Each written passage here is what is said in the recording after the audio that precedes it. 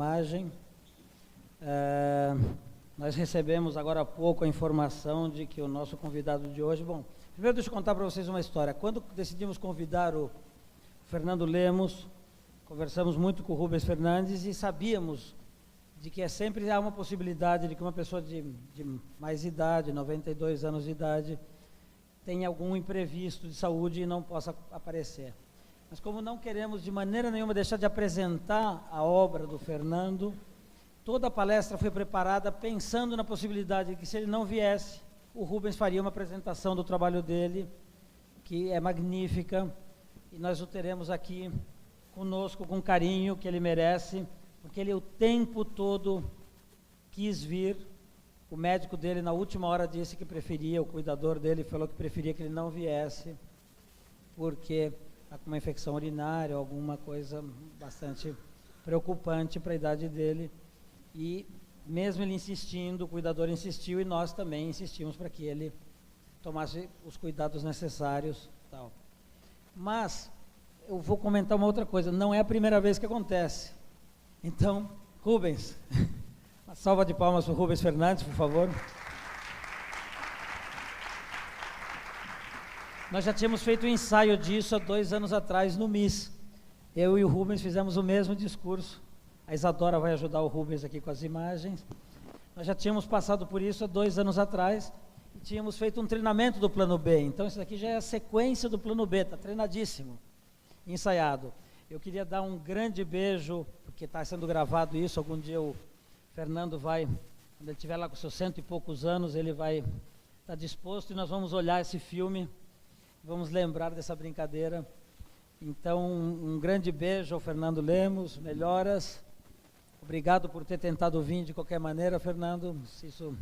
Quem conhece o Fernando sabe que ele é uma das pessoas mais bem-humoradas do mundo. Quem sabe seja o cara mais bem-humorado que eu já conheci. Ele foi meu primeiro e único chefe. O único emprego que eu tive foi no Centro Cultural São Paulo. Nunca mais ninguém ousou me contratar para emprego nenhum. E o Fernando Lemos, que já tinha dificuldade na época, ele teve poliomielite, né? Ele chegava mancando, né? E a gente chegava todo mundo para ele dizer: para de dar mancada logo cedo, Fernando. Então era uma época em que o politicamente incorreto de hoje era um afeto e uma liberdade tremenda de carinho por um chefe sensacional que foi o Fernando Lemos como diretor do Centro Cultural São Paulo no período que eu trabalhei lá. Então deixa o Rubens. Obrigado, Rubens, mais uma vez. O Rubens tem sido o mais fervoroso colaborador de todos os nossos festivais e projetos. Meu muito obrigado, Rubens, e boa noite a todos. Vou sentar na plateia para assistir junto com vocês. Boa noite. É uma responsabilidade imensa estar aqui, super bem acompanhado, coisa adora.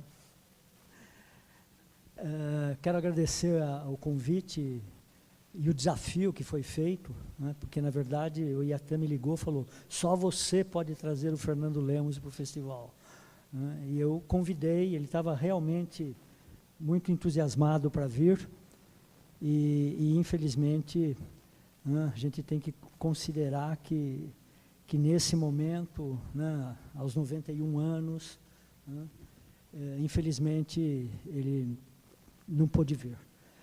Rapidamente, a gente tinha um plano B e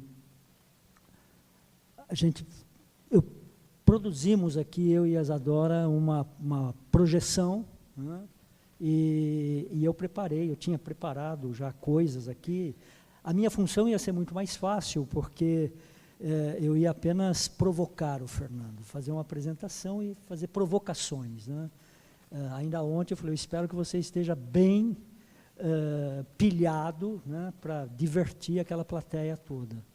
Eu conheço o Fernando há quase 40 anos, tive a oportunidade de trabalhar com o Fernando, militar politicamente com o Fernando, e eu acho que tenho algumas considerações para fazer sobre o trabalho dele, sobre a obra dele, e eu tenho certeza que a gente pode ampliar um pouco, assim, na minha jornada nesses anos todos com a fotografia, eu tive sempre uma preocupação muito básica, que era trazer e conhecer a velha guarda, né, e fazer conhecer a velha guarda para as novas gerações. Então, é o que eu vou tentar hoje aqui, apresentando o Fernando com toda a honra que ele merece e espero que a energia dele esteja aqui conosco nesse momento. Vamos lá? Bom, o Fernando nasceu em 1926, na cidade de Lisboa. Pintor, desenhista, poeta, artista gráfico, fotógrafo. O pai, um marceneiro. Ele estudou na Escola Nacional de Belas Artes, além de dedicar-se à litografia e ao desenho industrial na Escola de Artes Decorativas Antônio Arroio, em Lisboa. Ativo nas artes visuais do Brasil há mais de 60 anos, é um nome consagrado, mas suas séries fotográficas nem sempre são imediatamente reconhecidas. Entre 1949 e 1952, utilizou a fotografia como meio de expressão. Em 1952, organizou uma mostra coletiva na Casa Jalco, pode passar a primeira imagem, uma luxuosa casa de móveis localizada no bairro Lisboeta do Chiado, ao lado de Fernando Azevedo e Marcelino Vespeira. Lembra, Fernando? Foi um escândalo. As pessoas não estavam preparadas para aquilo.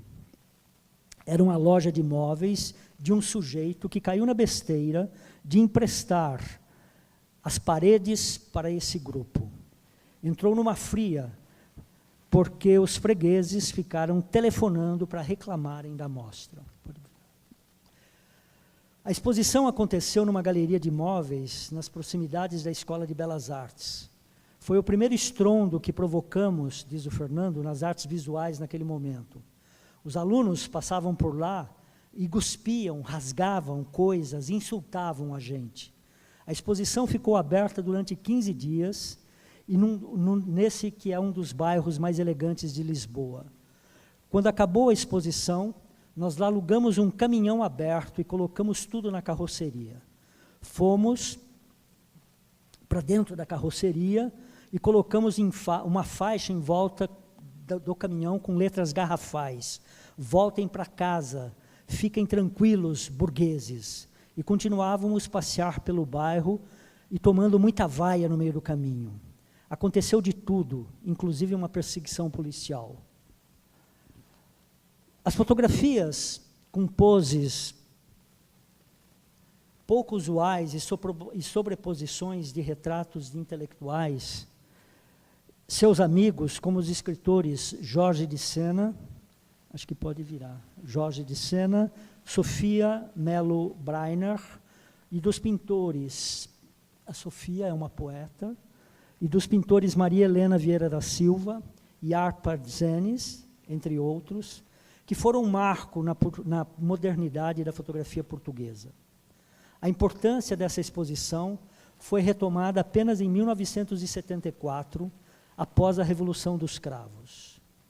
Fernando Lemos chegou ao Brasil em 1953, fugindo da repressão salazarista. Primeiramente se instalou na cidade do Rio de Janeiro, e no final desse mesmo ano se mudou para São Paulo, onde está até hoje. Chegou ao Brasil com cartas de recomendações dirigidas aos poetas Carlos Drummond de Andrade e Manuel Bandeira. Sua primeira mostra no MAM do Rio de Janeiro tem a apresentação do Manuel Bandeira. Ele chegou em pleno carnaval, diz ele. O impacto da mudança foi enorme, já que deixava meu país por causa de uma ditadura que limitava duramente a liberdade de expressão. Ele se fixou no Rio, em Santa Teresa, e depois ele veio para São Paulo.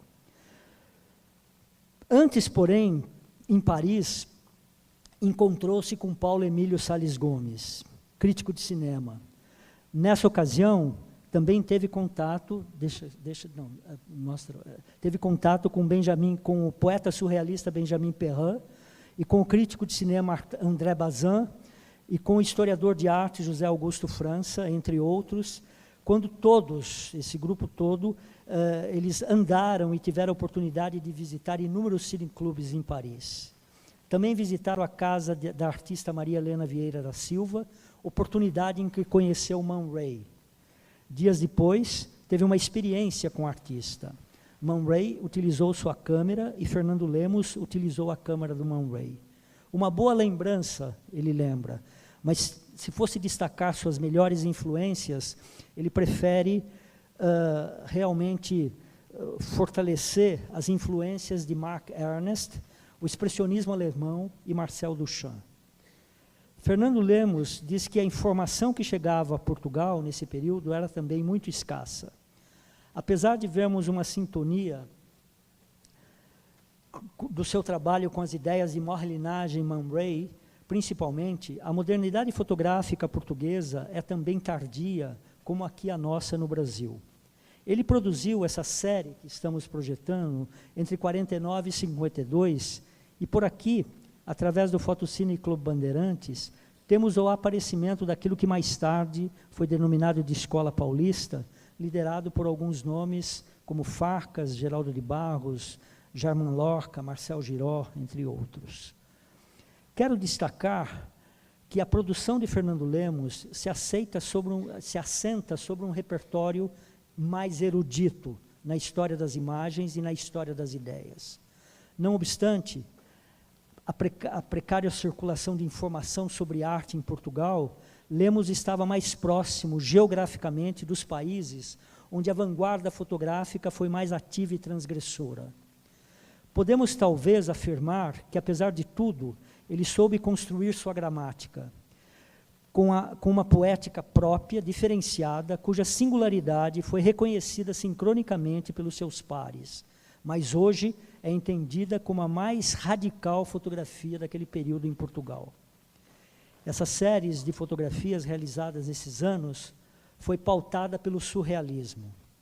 Inserido no contexto das vanguardas, inserido no contexto das vanguardas, que viriam a definir o modernismo, esse movimento teve seu marco inicial em 1924, com a publicação de seu primeiro manifesto, elaborado pelo poeta francês André Breton. Os surrealistas defendiam que a arte deveria libertar-se das exigências da lógica e da razão e ir além da exigência cotidiana, da libertação dos tabus e imposições. Ela deveria expressar o inconsciente e os sonhos, radicalizando as propostas de liberdade e convencionalismo dos valores culturais ocidentais. A sua fotografia pegou um atalho literário, explorava as experiências da escrita automática do surrealismo, que buscava suspender o juízo para permitir que o inconsciente aflorasse, sobretudo na junção aparentemente desconexas das imagens. Diz o Fernando, o surrealismo me atraía por seu sentido de liberdade plena. Assumimos tudo que há de riqueza no sonho, e quando você nasce dentro de uma ditadura, você começa a ver na liberdade de uma coisa mais que divina. Foi só depois que percebi que não precisávamos lutar para ser livres, nós nascemos livres. Eram fotografias, não, é essa ainda, aquela anterior. Eram fotografias surrealistas que tinham a ver com a realidade portuguesa da época. Manequins eram utilizados como representações metafóricas de uma situação política diversa. Eles funcionavam como correspondentes da massa consumista subjugada por uma ditadura. Um exemplo é essa fotografia denominada Intimidade dos Armazéns do Chiado, onde vemos a cabeça de um manequim sobre a mesa, com vários braços pendurados no teto. Uma perfeita metáfora do sistema que torturava e matava seus oponentes. As diversas partes de um corpo de manequim, esfacelado, convivem numa atmosfera próxima de um pesadelo. Exposta na época, a cabeça decepada e os braços imobilizados soavam como uma crítica ao governo salazarista e, claro, não passou desapercebida, tanto pela burguesia que frequentava a loja de imóveis, que comunicou à polícia, quanto aos comerciantes, que se manifestavam pelo fechamento da exposição. Do surrealismo, mais do que a técnica, herdou um certo espírito de colocar o mundo real em suspensão. Pode colocar a próxima. As fotografias têm um estranhamento da qual constatamos, não sei se existe, mas está lá.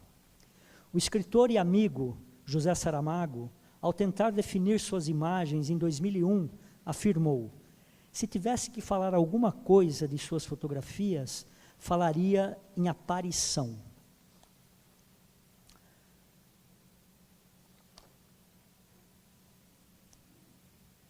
Desculpe. O poder combativo da arte já tinha sido experimentado ainda na escola aos 12 anos de idade.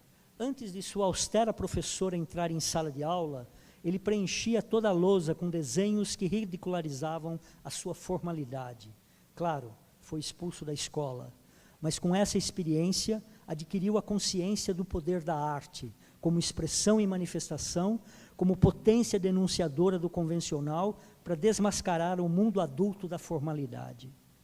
Sua atividade fotográfica, porém, era pura experimentação, pois para ele a fotografia seria uma possibilidade estética que poderia ajudá-lo na pintura.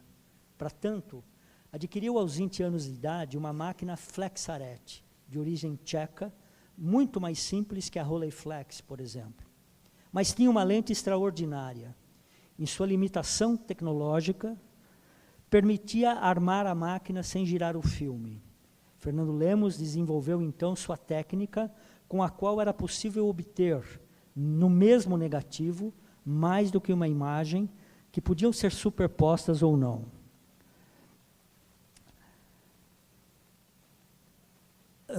Desculpe. Assim, o retratado, quase sempre um jovem intelectual de sua geração, aparecia no mesmo campo visual em situações distintas. Fernando Lemos celebra sua Flexaret porque é capaz de assumir o erro fotográfico, amador comum, e nomeá-lo gesto operador na arte em liberdade, que foi o lado mais sagrado do surrealismo. Assim, ele contribuiu para a formulação de um programa libertário, via o surrealismo, para um regime sobre um Portugal sobre o regime obscurantista.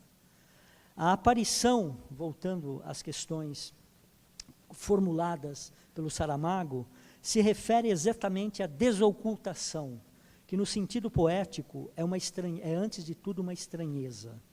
Se a imagem não fosse estranha, poderia morrer nela mesmo. Tudo que é novo nos parece estranho. Essa é a principal ideia desse trabalho artístico. No limite, a própria transparente da lente do processo fotográfico é uma aparição. Por isso, diz o Fernando, o cego é o verdadeiro artista. O cego é aquele que inventa tudo o que não vê. É o grande olhador. Podemos classificar os vários tipos de cego. Primeiro, aquele que não sabe o que vê, então inventa.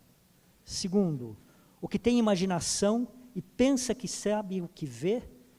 E terceiro, aquele que não tem a menor ideia do que realmente precisa ver. Isso me interessa como artista. Basta se colocar num lugar de um cego para perceber essa questão. Ele já convivia com os surrealistas, né, mas não como surrealista. Ele diz que ele conhecia o grupo no bar, no café. Em Portugal, assim como na Europa, os intelectuais se reuniam no café, levavam máquina de escrever e ficavam trabalhando o dia todo. Havia o café dos surrealistas e um outro que chamava o Café Brasileiro, de gente ligada ao Partido Comunista e aos neorrealistas. Comecei a frequentar todos esses dois grupos indistintamente, a me misturar com eles. Fiz o retrato de Cesarini, o maior poeta surrealista, do Antônio Pedro, que conhecia o Breton, e o Benjamin Perret, após a sua estadia em Paris. Nosso grupo ficou ligado ao Breton, e nós nos desligamos dele porque ele exigiu que nós afastássemos dos comunistas. Respondemos negativamente, porque em Portugal, naquele momento, estávamos todos contra Salazar.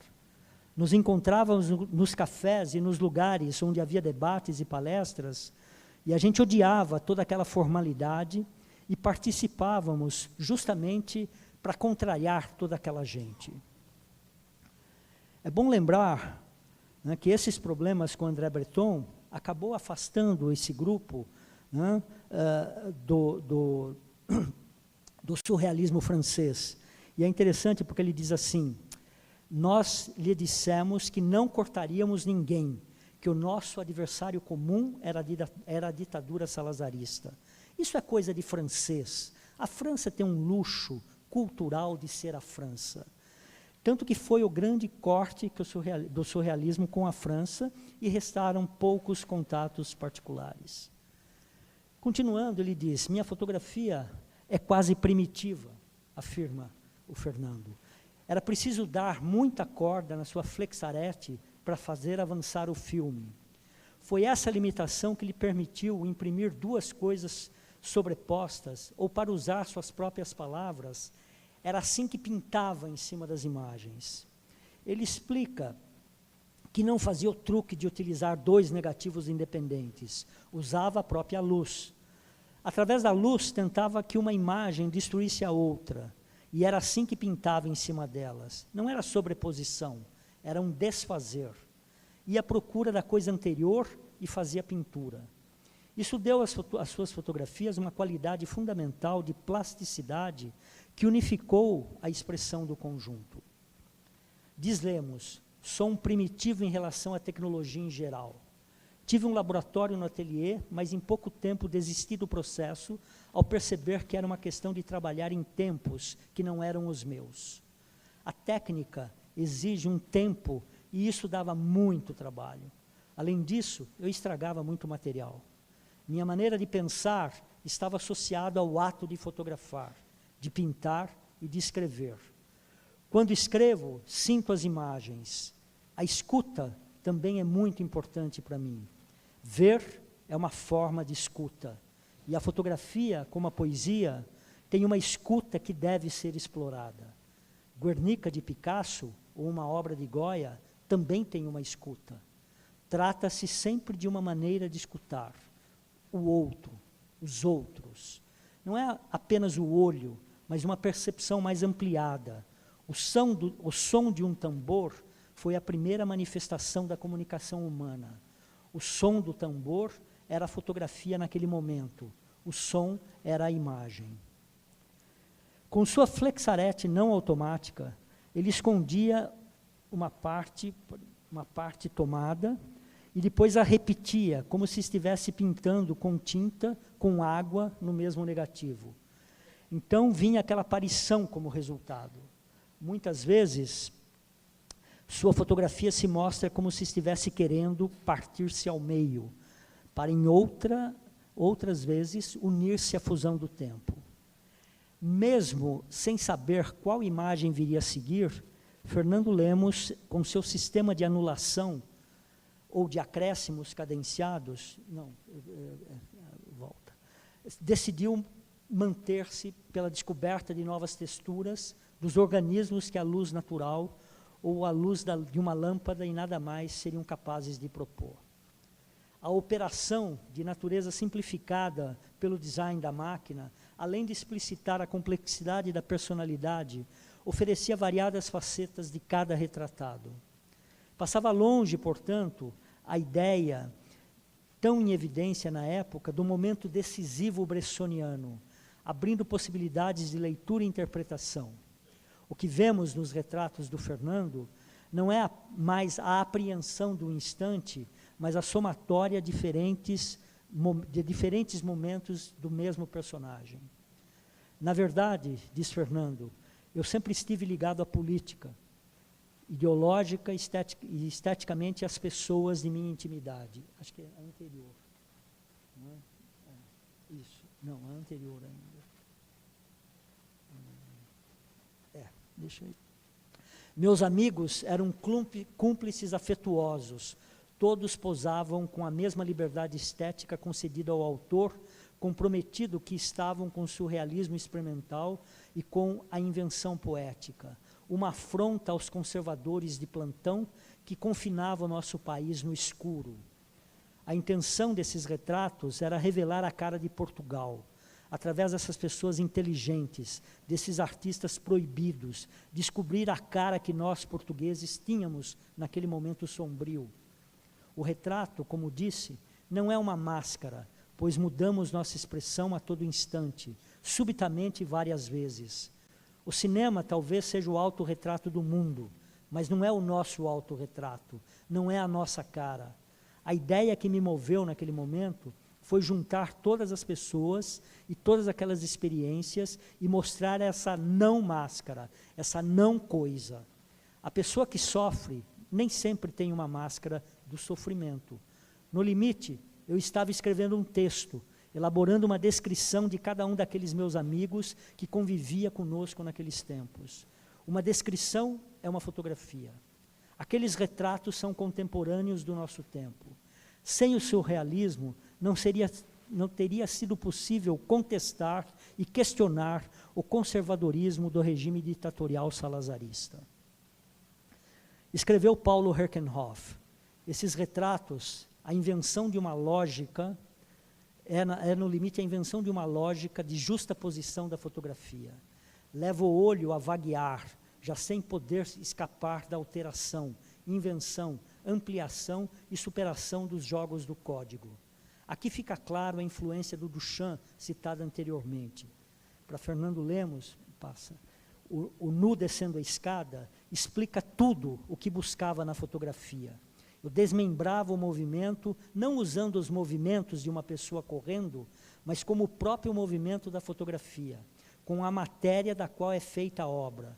São imagens feitas de uma técnica que parece vinda do desenho e da pintura, e linguagens que voltou a se dedicar com os quais ganhou 2 prêmios em bienais, em 57 e em 65. É bom não esquecer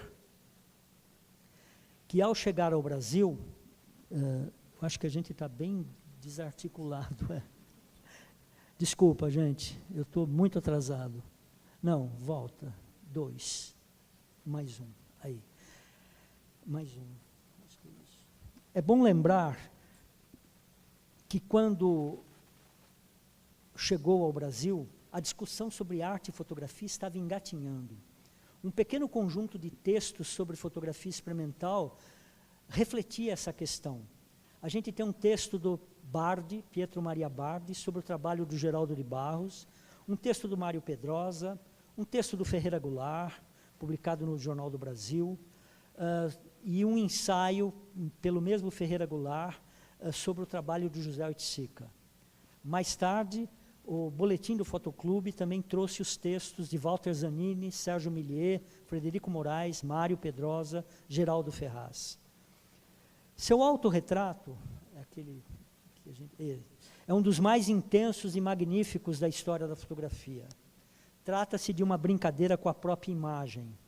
É o enunciado barroco desse universo feito de referências ao passado europeu.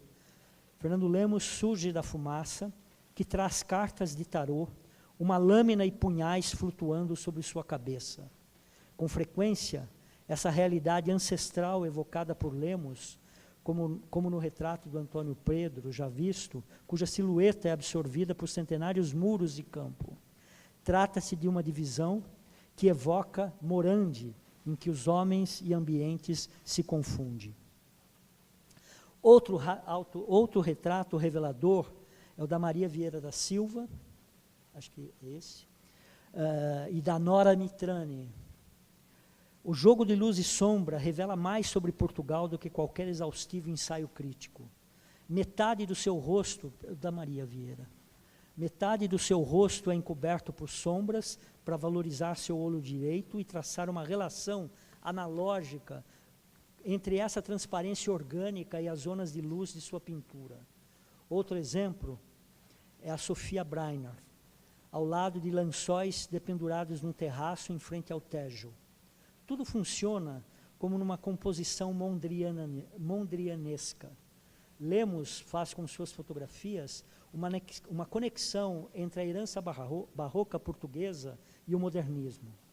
Preste atenção nesse retrato de Augusto Figueiredo. Cobrindo as mãos para tentar escapar à luz do interrogatório, típico da ditadura, tendo às costas um pôster da África, um verdadeiro manifesto político e muito mais eficaz do que 100 páginas de discurso anticolonialista.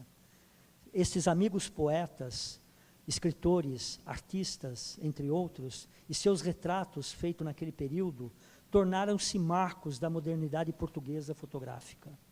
Para Fernando Lemos, aspas, a ditadura de Portugal implantou no povo uma coisa chamada medo. Até hoje você lida com pessoas para decidirem uma coisa, para resolverem, porque não querem assumir nada imediatamente. Fernando Lemos lembra que a oposição de Portugal era toda relacionada entre si, a mão e a faca. Toda essa gente que fotografei e convivi intensamente era contra o governo. Ela não podia trabalhar, não podia dar aulas, não podia publicar. Os retratos que fiz tornaram-se uma galeria de figuras importantes que àquela altura nada podiam fazer. Não era só arte, era uma luta antifascista, antissalazarista, e isso custou a vida de muitos. Teve gente que ficou presa por 30 anos, teve outras pessoas que morreram. Essa galeria de figuras dos anos 50 habitava um espaço reduzido naquele país, dividido pela ditadura, e é um registro amoroso da permanente resistência oposicionista ao Portugal oficial. Em 1956, já no Brasil, ele participou do projeto do suplemento literário. Acho que agora entra o jornal Estado de São Paulo, projetado por Antônio Cândido, que teve como colaboradores Mira Schendel e Antônio Lizárraga, sobre o signo de um abstracionismo nem sempre entendido da mesma maneira. Aldemir Martins, Marcelo Grasman, Wesley Ducli. Em 1963, ele monta a Giloflé, de reconhecida importância na história editorial de São Paulo. Eu queria projetar o filminho que eu fiz com ele. Eu tenho muito material com o Fernando, e eu pedi para ele, por que Giroflé? E ele falou, Giroflé é uma música portuguesa de infantil.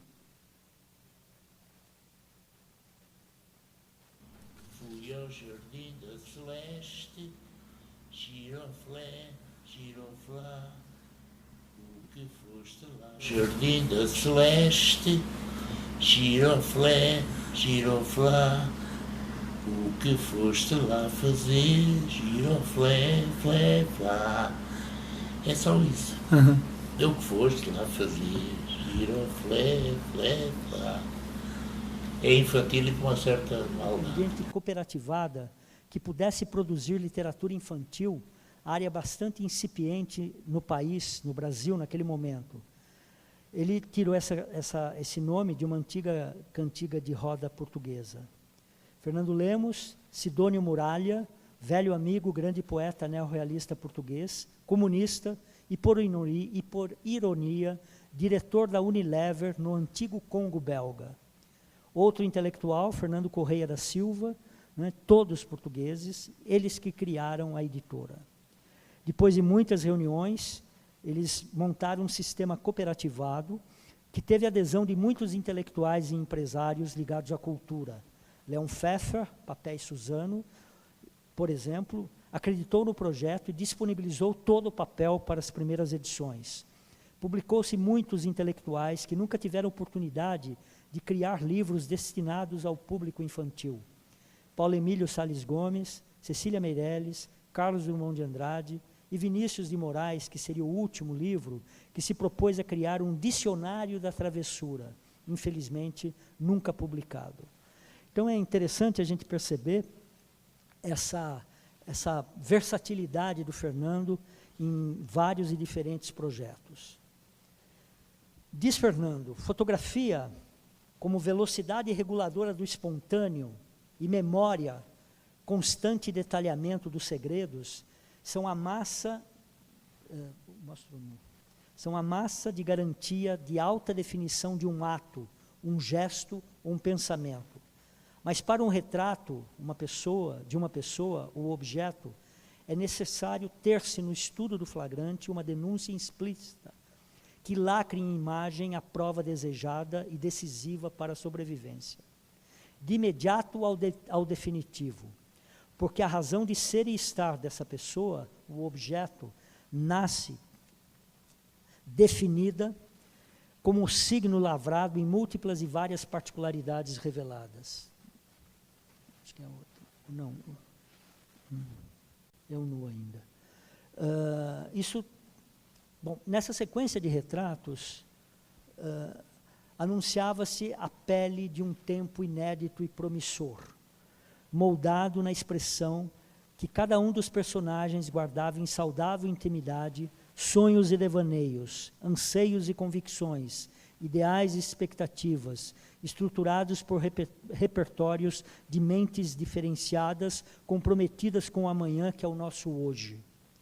Aqui estão, agora, tal qual se inventaram na contramão da sociedade dominante que na época não produzia heróis puros, mas dava sustento e premiação àqueles que de insignificância obedecida jamais serviriam de exemplos para referências orgulhosas do país.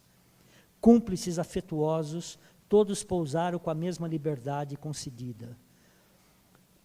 Uma travessura a mais de instrumento como afronta aos conservadorismos de plantão.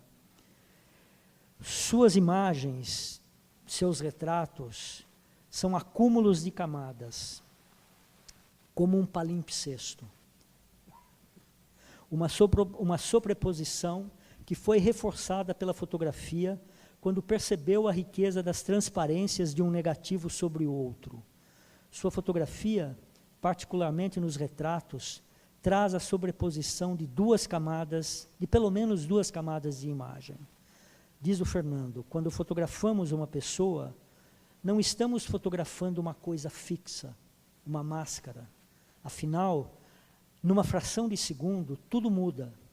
Então o retrato deve ser múltiplo, para dar mais vida àquela imagem. Não somos uma máscara. Ao refletir sobre essa questão, me pareceu lógico que tudo isso era uma coisa só.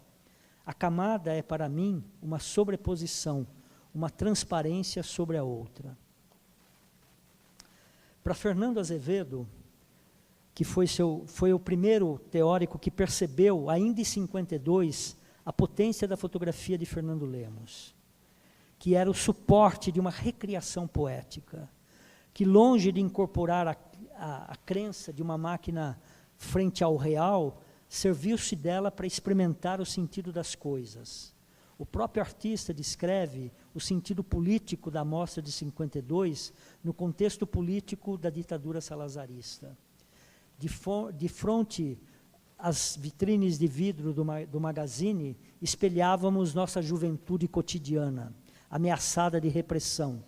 Os desejos aflitos, sonhos políticos, devaneios poéticas e terapias com manequins, tão realistas e tão provincianos em suas roupas como nós, surrealmente alinhavados no tecido cultural chiado. Novamente, Paulo Herkenhoff, diferentemente dos seus pares experimentais no Brasil, nos anos 40 e 50, Fernando Lemos inscrevia-se na dimensão da juventude cotidiana ameaçada de repressão e dos sonhos políticos. Aliás, para o crítico Mário Pedrosa, sua definição de arte é basilar, pois para ele, arte é um exercício experimental de liberdade. Como já citamos acima, a invenção de uma lógica de justaposições na sua fotografia leva o nosso olho a vaguear, sem poder escapar da alteração, invenção, ampliação e superação dos códigos. Ao chegar ao Brasil, munido de suas fotografias, teve a oportunidade de realizar uma exposição no MAM, em novembro de 53, que foi apresentado num catálogo pelo poeta Manuel Bandeira, e no Museu de Arte Moderna de São Paulo, em 53, no ano seguinte, com um texto assinado pelo crítico e historiador Wolfgang Pfeiffer. Manuel Bandeira constata: Fernando Lemos nunca retocava suas fotografias, e que tudo o que ele obtinha era conseguido exclusivamente por meio da máquina, atacando-a tanto que muitas vezes ele preferia a versão em negativo. Wolfgang Pfeiffer por sua vez, argumenta que o caráter artístico da obra do meio técnico, há quem considera a fotografia como um meio puramente mecânico a serviço das ciências e da publicidade, mas podemos ver pelas criações das fotografias como Fernando Lemos, usando os mesmos meios, é possível dar interpretações espiritualizadas aos objetos e às formas, o que constitui, sem dúvida, obra de criação. Então, a gente está mostrando aqui 2 retratos da Hilda Hilst, que ele fez uma série lindíssima, e a gente está preparando um livro só sobre as fotos que ele fez da Hilda, e também a Lígia.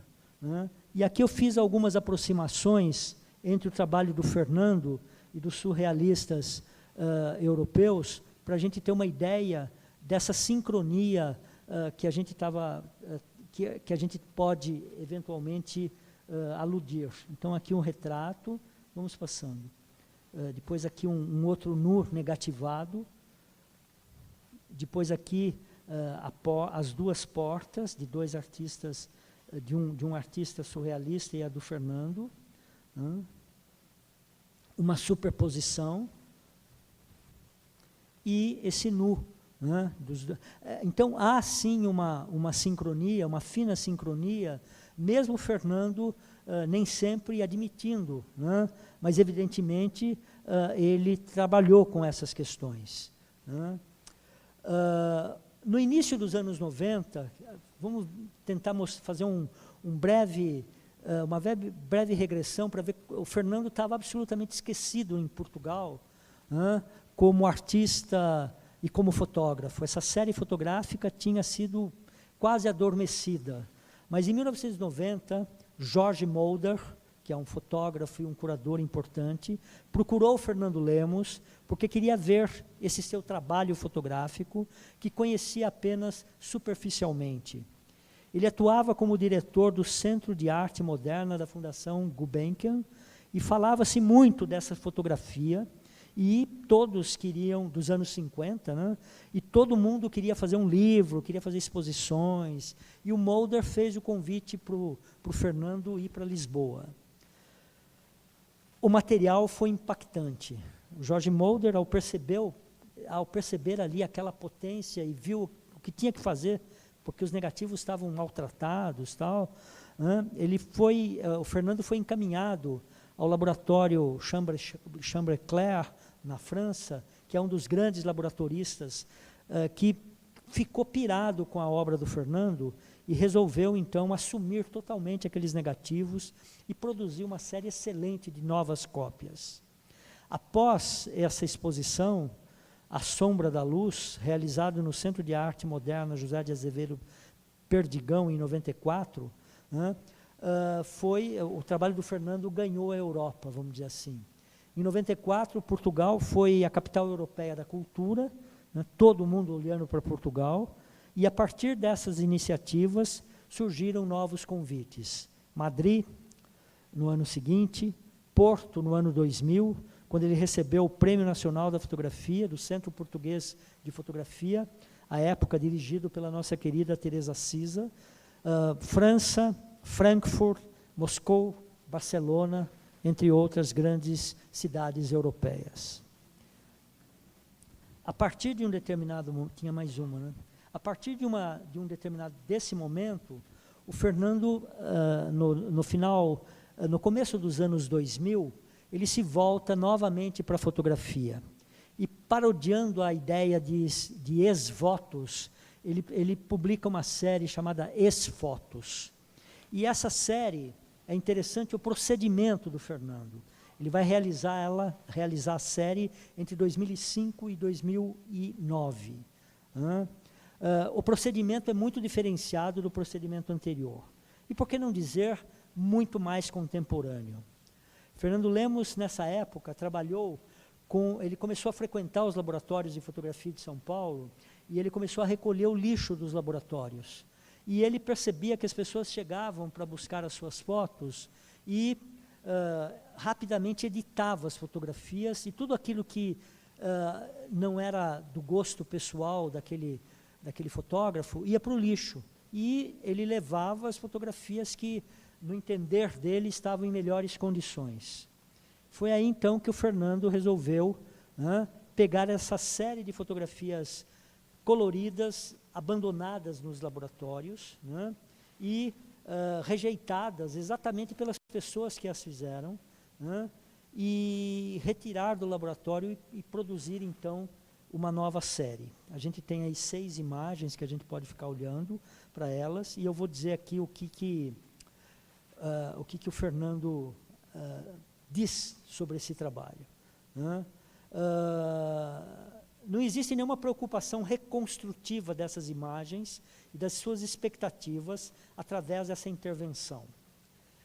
Como notou a crítica portuguesa Margarida Acciaioli, aspas, de certa forma, são tentativas de incursão ou movimentos de acesso a imagens fotográficas e aos seus erros, que só a intervenção da pintura poderia permitir. O mundo do Fernando Lemos é um mundo ferozmente despojado de qualquer lógica externa. Demasiado as palavras na escrita e as figuras nas artes plásticas serviram para atrair, em favor da sentimentalidade, o esforço de existir-se mais plenamente e mais profundamente nos rostos e nos significados. Para conhecer a essência, é melhor ouvir o que o próprio artista diz. Afinal de contas, diz ele, o que está no mais profundo do ser é mesmo a superfície. Para Fernando Lemos, a fotografia é o resultado da cultura visual que adquiriu ao longo da vida. Uso todas as minhas lembranças, uma cena de cinema, um teatro, uma catedral, um pedaço de tapeçaria. Fazer fotografia é uma esperança, é tornar visível aquilo que estava pulsando ali. Uma forma analógica de pensar.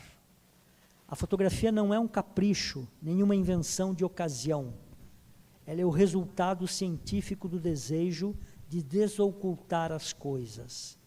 Procurar a verdade é uma forma de desocultar a mentira. E a fotografia é parte da ânsia desse desocultamento. Em 2004, no ano que fui curador do Prêmio Porto Seguro de Fotografia, atribuímos o grande prêmio ao Fernando Lemos e a sua inestimável contribuição à linguagem fotográfica. Em 2006, conseguimos colocar como um dos pouquíssimos fotógrafos estrangeiros dentro da coleção MASP Pirelli. Houve um consenso e tivemos o prazer de trazer a sua fotografia contemporânea, para a produção contemporânea brasileira. O ano passado, o ano em que ele completou 90 anos e publicou o livro O Real como Enigma, realizou uma exposição na Galeria Milan, nós conseguimos, na Associação Paulista de Críticos de Arte, dar o prêmio do grande artista do ano, o que foi uma homenagem acima do merecido. E eu perguntei a ele, como você organizou as imagens da mostra O Real como Enigma, que celebrou os seus 90 anos de idade? Ele respondeu, agora vamos para a finalização. O desenho tem ocupado a maior parte do meu tempo. Desenho que está invisível no branco do papel, procurando mostrar como essa desocultação, a gente vai ver os desenhos no final, aparece em cada fase do meu desenho. Acho que está na sequência, né? Esse é o desenho. Começa assumindo uma postura, depois cresce como um prédio, ganha volume, torna-se uma coisa mais cubista, até tornar-se uma espécie de palimpsesto. Os desenhos revelam o que estava dentro do papel em branco. É o que eu criei para essa exposição. Um desenho em pequeno formato como um mistério, digitalizado e ampliado como uma fotografia. Os desenhos executados logo pela manhã são livres e automáticos, advindos de sonhos da noite anterior. Cada cena dá a impressão de poder ser explicada, mas elas se revelam surpreendentes e inexplicáveis. Esse efeito da desocultação do desenho acaba se transformando no meu segredo. Os procedimentos aplicados no desenvolvimento desse trabalho criam novas sintaxes que merecem atenção. Esse trabalho é mais conceitual, exige mais reflexão. Aquilo que está ali representado é o resultado de um sonho. Daí eu perguntei para ele, criar dormindo e executar acordado? Diz ele, hoje sabemos que nossa vida está dividida em duas partes, metade dormindo, metade acordada. O importante é quando estamos dormindo, quando sonhamos, porque o sonho não oculta nada e traz o infinito. O despertar é a outra parte do dia, a parte do dia em que viver é o ofício. Essa questão também é latente no seu trabalho. Quando estamos acordados, executamos tudo o que imaginamos. As coisas nos procuram. É um engano pensar que vamos atrás delas. São elas que vêm atrás da gente. A fotografia também é uma coisa que o homem foi procurar, mas ela veio depois à procura da gente. A escrita automática surrealista busca exatamente o contrário dos automatismos das máquinas, como a máquina fotográfica de bom comportamento. Na fotografia, por exemplo, sempre desrespeitei as normas e apliquei algumas estratégias do surrealismo. A plena liberdade de criação, a sobreposição das imagens a partir de diferentes registros de luz e sombra, e o automatismo maquínico desobediente. Buscava fazer emergir o invisível. Sempre procurei criar imagens que trouxessem à superfície minha reflexão, põe o autorretrato dele, por favor, e sobre a desocultação. A única coisa que me interessou no grupo surrealista que participei com a fotografia foi a questão da desocultação. No início, pegava-se uma folha de impressa de jornal ou revista, e depois com nanquim, guache e cotonete, e fazia-se sombras aleatórias, até que surgisse alguma coisa, um espaço vazio. Esse princípio da ocultação, que nada tem a ver com ocultismo, foi um grande aprendizado. Um procedimento que orientou toda a minha vida criativa na fotografia, na escrita e no desenho. Só me interessei pelo surrealismo porque o sonho era exatamente o único território em que não havia nada oculto. O sonho era para revelar, para despertar, não para esconder. A fotografia é uma desocultação. Toda a nossa ação na arte é o desocultamento, ou seja, a procura daquilo que não existe, que está invisível, oculto sobre a forma de palimpsesto. E daí eu disse para ele qual foi o impacto da exposição dele nos anos 90 em Portugal e depois, posteriormente, no Brasil. E ele respondeu o seguinte: estou sempre à espera dos jovens que, quando se deparam com o meu trabalho de 40 anos atrás, se espantam e afirmam que parece que foi feito hoje. Fica claro que era uma fotografia incomum. Você não encontra em minhas fotografias um automóvel ou qualquer referência de época. Isso nunca me interessou. Na verdade, elas se propõem ser atemporais, porque vem da estranheza, de um mundo novo que precisou de imagens. Eu tinha em mim uma inteligência e uma memória que precisavam de imagens. Ainda sinto aquela potência que mostra como eu estava aceso, aberto para o novo.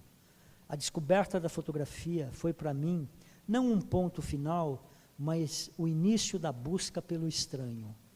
Na época, muito poeta, artistas, escritores e políticos faziam a nossa cabeça, mas apenas um ou dois fotógrafos a quem descobri mais tarde.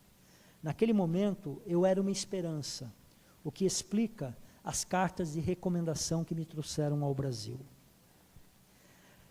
A atração da fotografia é ter e buscar a força de um diálogo. A arte é uma forma de diálogo permanente com o desconhecido. No limite, você tem que imaginar que, ao gostar de uma coisa, ela parece estar gostando de você.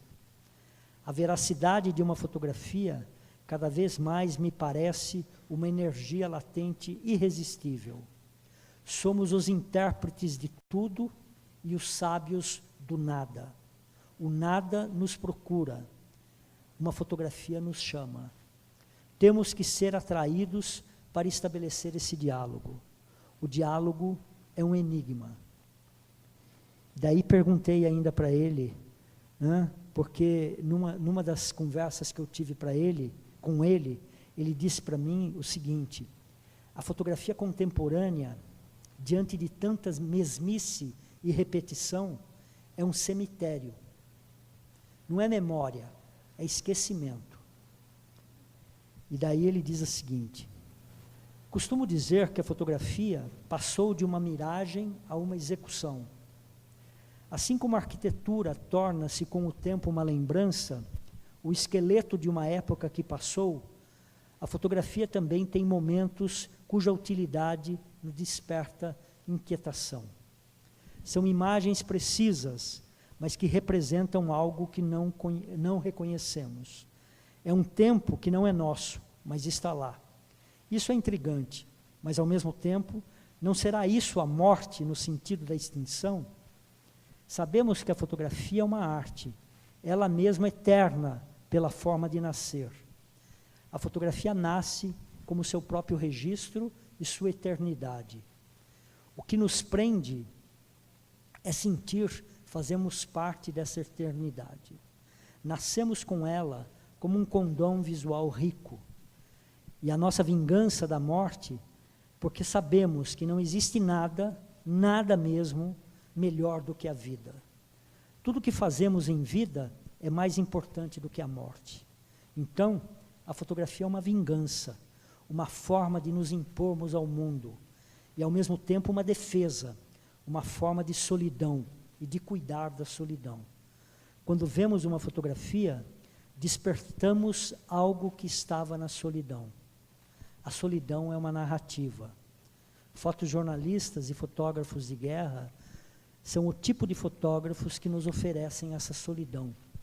A solidão é uma trincheira, é talvez a única linguagem capaz de enfrentar a própria morte.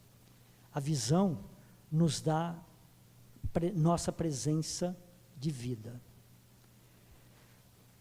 A fotografia não tem apenas uma definição, ela é um diálogo permanente que se presta com toda a força à energia do invisível. Ela é a capacidade de revelar tudo que se sonha e tudo que não existe. A fotografia teria como grande exemplo, como ele já disse, o cego, a cegueira, porque é o único artista que tem que inventar o que não vê. A fotografia, além do mais, nos deixa quase cego. A transparência também é cega, é uma cegueira que se acumula. Somos videntes cegos, sujeitos ao tudo e ao nada. Cada vez que a gente pensa o tudo, a fotografia mostra que não é nada. Eu sinto ser a própria fotografia. Enfim, a fotografia sou eu, até onde eu posso. E eu respondo, né, diz o Fernando, eu sou a fotografia.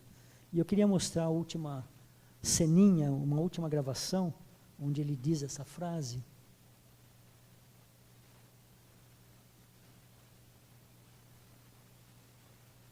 O último videozinho, por favor.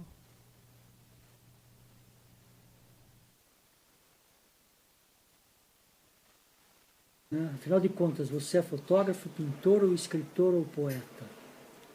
Você é fotógrafo, não é? Eu falei assim, não sou fotógrafo. Eu sou a fotografia.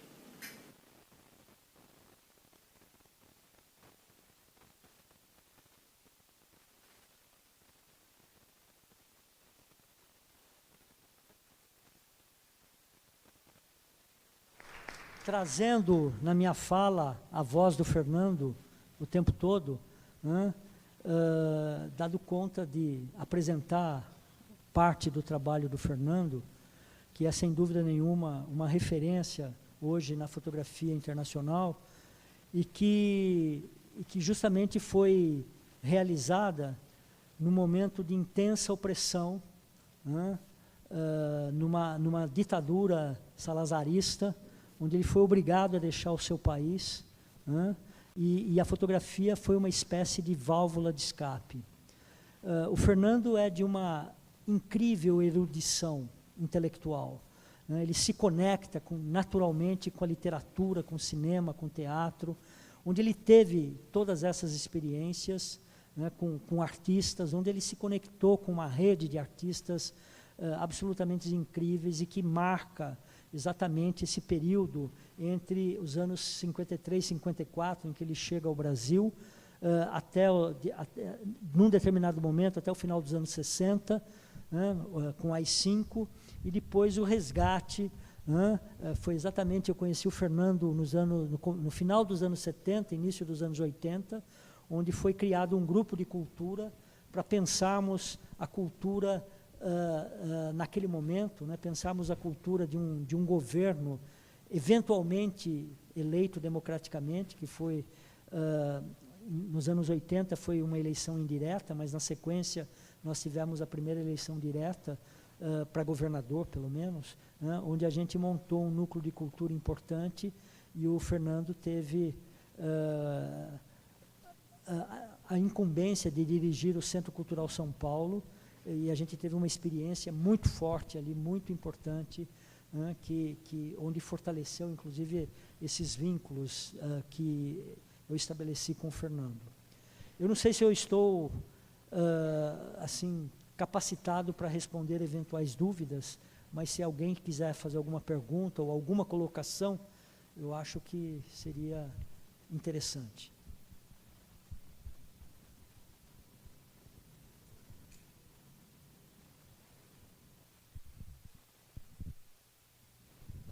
Ninguém? Então quero agradecer. Oi, tem uma pergunta ali. Uma pergunta não, uma colocação.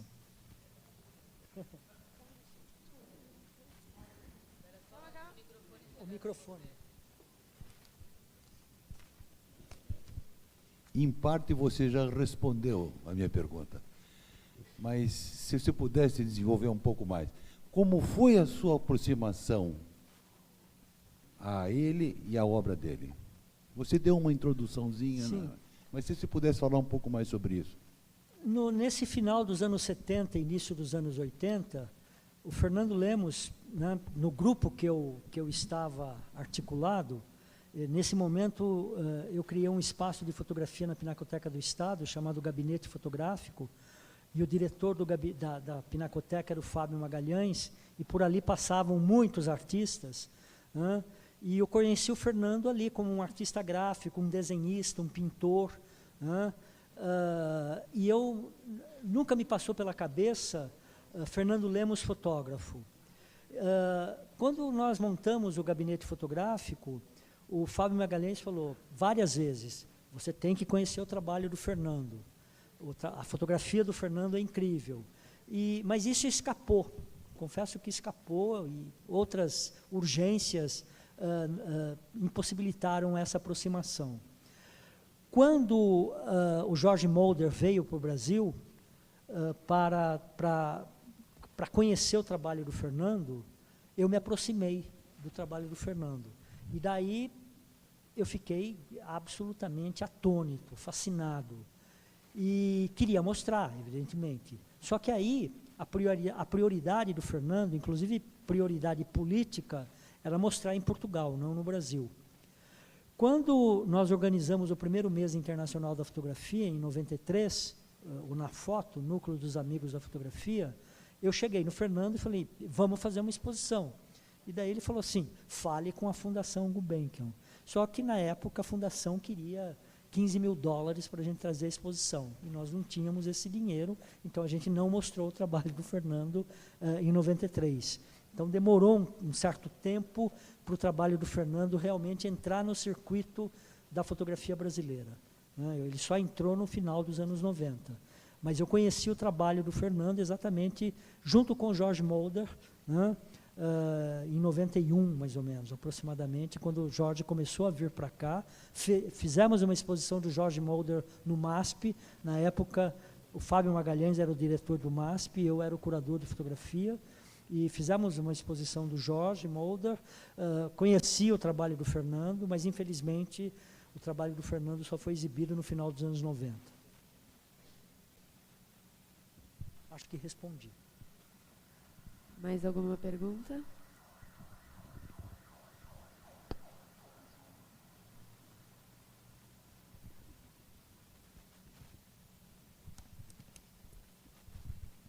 Oi, boa noite.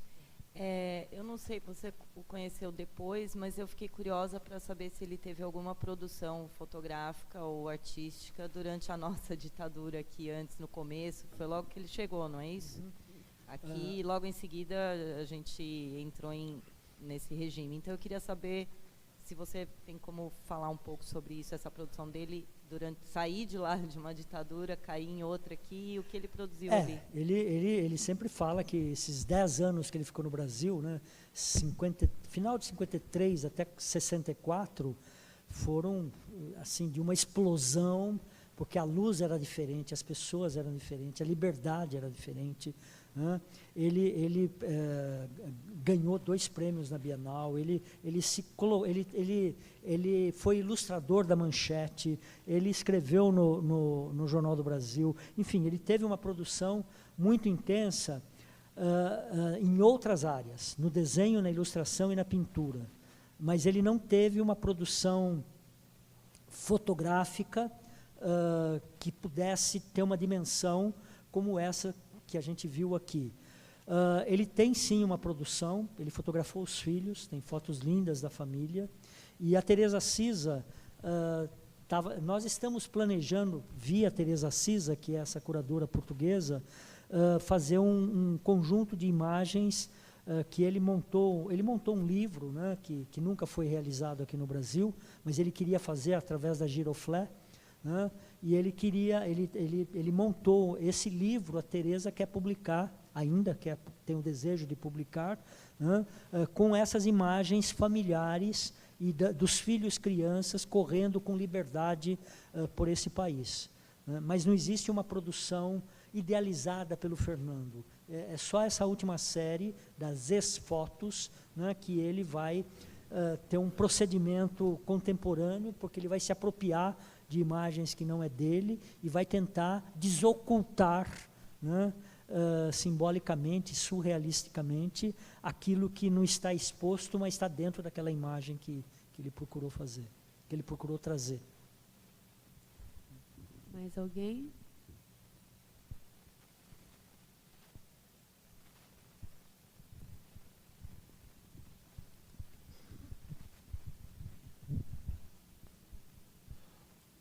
O meu nome é Simonian, eu sou professor aqui da Unisantos, né?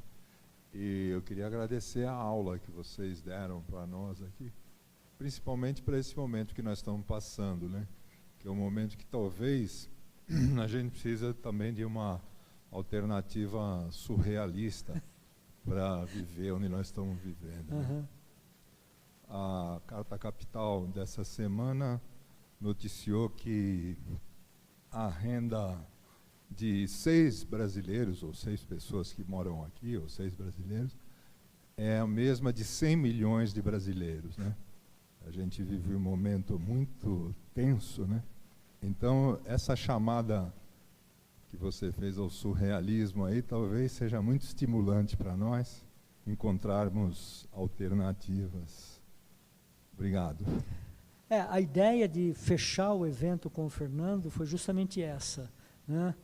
Trazer, ou melhor, atualizar um discurso de 70 anos atrás, né, para um país tão frágil, né, que está num momento tão frágil como esse que nós estamos passando. Né. Eu queria agradecer o Festival Valongo, queria agradecer a Isadora, que teve paciência aqui de a gente tentar organizar essas imagens rapidamente para a gente poder ter uma resposta para vocês e ter um e mostrar, né? O Fernando é pouco conhecido, os jovens conhecem muito pouco o Fernando Lemos. E talvez ele seja um dos grandes talentos, talvez não, com certeza ele é um dos grandes talentos.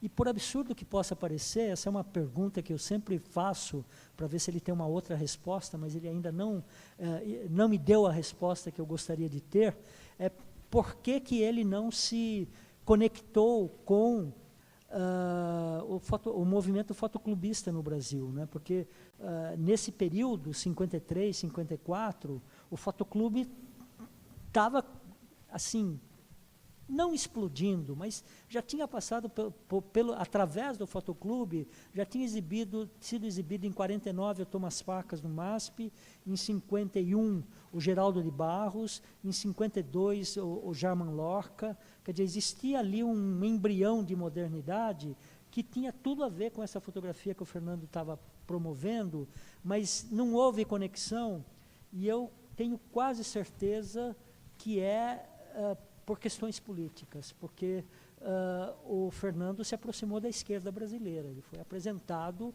por comunistas portugueses aos comunistas brasileiros, e teve uma conexão com Mário Pedrosa, com um pessoal da esquerda que estava bem distante desse movimento fotoclubista brasileiro. Então, mas ele nunca me disse isso é uma impressão que eu tenho, né?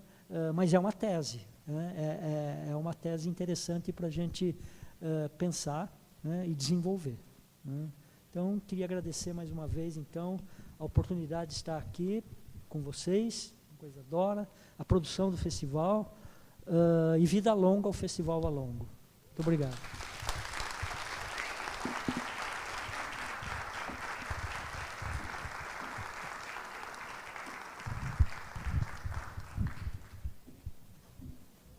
Lembrando que a programação de hoje continua no Valongo, tem na Cadeia Velha, às 21h30, a Mostra das Minas. Nos Arcos vai ter Mulheres Negras, Projetos de Mundo e a apresentação do DJ Silvio Luiz, que é o programador cultural do SESC.